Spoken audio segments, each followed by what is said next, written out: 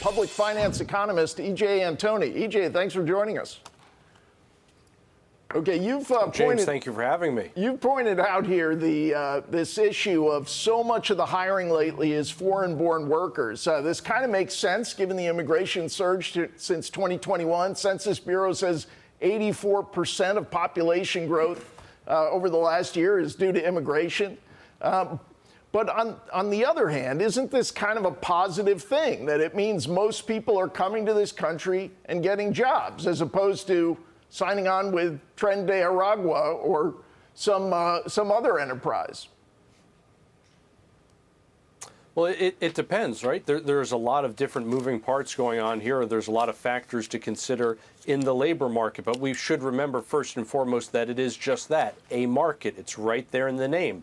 And when you bring in this massive amount of unskilled or at least low-skill labor, they are going to compete with that same cohort here in the United States. In other words, they're going to compete with Americans that don't have a lot of skills, which is frankly all of us when we're initially starting out our careers. We all start out as low-skill or no-skill labor. And this is a big reason why you have so many millions of able-bodied young men in this country who are choosing not to participate in the labor market. They are facing such stiff, low-wage competition that for a lot of them, it's just not worth it. That's especially true in an environment like we have coming off of the Biden administration, where they expanded welfare. Not only I'm talking expanding welfare in terms of how much you can get on different programs like food stamps, but also greatly expanding who is eligible for those programs and also removing basic things like work requirements. Oh, can we just move on to something that just is the perfect way? It's like a cocktail at the end of the week.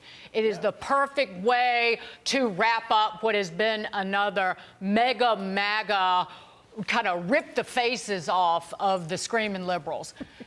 Elon Musk posted this on X. CFPB RIP. This is the Consumer Financial Protection Bureau.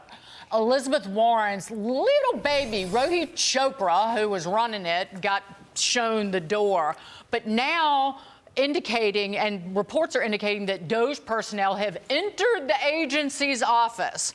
Number one, there's never been any congressional oversight of this entity. It's been operating illegally because it's supposed to be funded by the Federal Reserve earnings. And there haven't been any since the Fed's been losing money since September of 2022. This really couldn't get any better other than just literally eradicating the whole thing, but closing it, that's a start, EJ.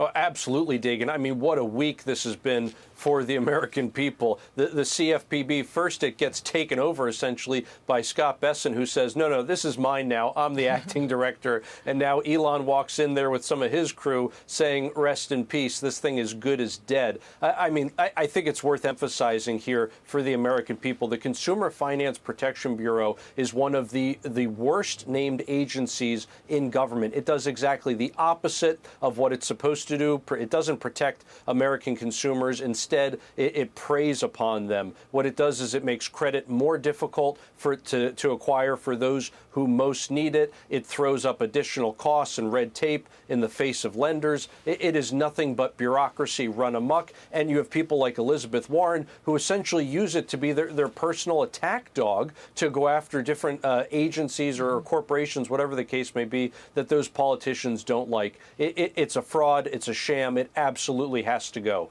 I wish they would just wear body cameras so we could see just the look on people's faces when the DOJ people show up. That's all I can ask for. EJ Antoni, great to see you.